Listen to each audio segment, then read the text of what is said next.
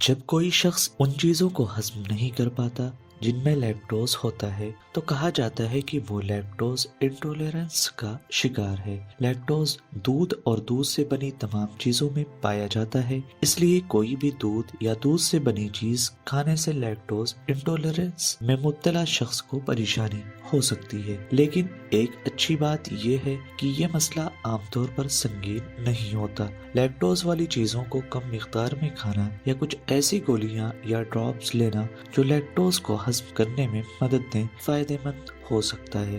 Lactose انٹولرنس کی علامات دودھ یا دودھ سے بنی اشیاء کھانے سے ہو سکتی ہیں۔ یہ مشکلات بہت زیادہ گیس بننا، دست لگ جانا، پیٹ پھولنا، پیٹ خراب ہونا۔ کیا یہ سنگین ہے؟ نہیں، یہ عام طور پر سنگین نہیں ہوتی۔ اس مسئلے کو قابو میں رکھنے کے لیے تمام ڈیری مصنوعات سے پرہیز کریں۔ کھانے کی پیکنگ پر ضرور چیک کریں کہ کہیں اس میں لیکٹوز تو نہیں ہے۔ لیکٹوز فری دودھ اور دیگر اشیاء ہی خریدیں۔ لیکٹیز انزائم والی گولیاں یا ڈراپس لیں جو لیکٹوز کو ہضم کرنے میں مدد کرتی ہیں۔ یہ کیوں ہوتا ہے؟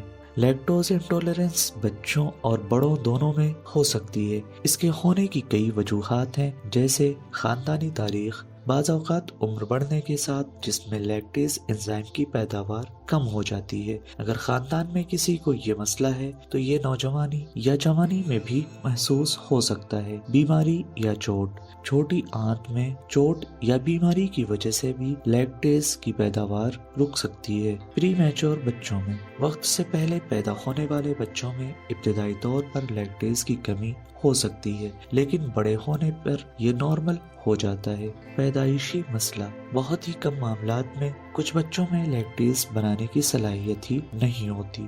لیکٹوز انٹولرنس کا پتہ کیسے لگائیں؟ لیکٹوز انٹولرنس کا پتہ لگانے کے لیے ڈاکٹر یہ ٹیسٹ کر سکتے ہیں: سانس کا ٹیسٹ، برداشت یا سہن کرنے کی صلاحیت کا ٹیسٹ، پاخانے کا تجزیہ، 1-2 ہفتے تک لیکٹوز فری خوراک لینے کا مشورہ۔ آپ سوچ سکتے ہیں کہ دودھ اور ڈیری مصنوعات نہ لینے سے کیلشیم کی کمی ہو سکتی ہے۔ اس کے لیے ڈاکٹر کے مشورے سے کیلشیم اور وٹامن ڈی کے سپلیمنٹ لیں۔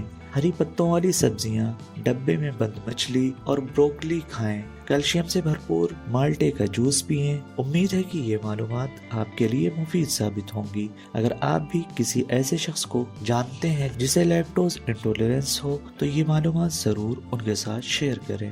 اگر ویڈیو پسند آئی ہو تو لائک، شیئر اور سبسکرائب ضرور کریں۔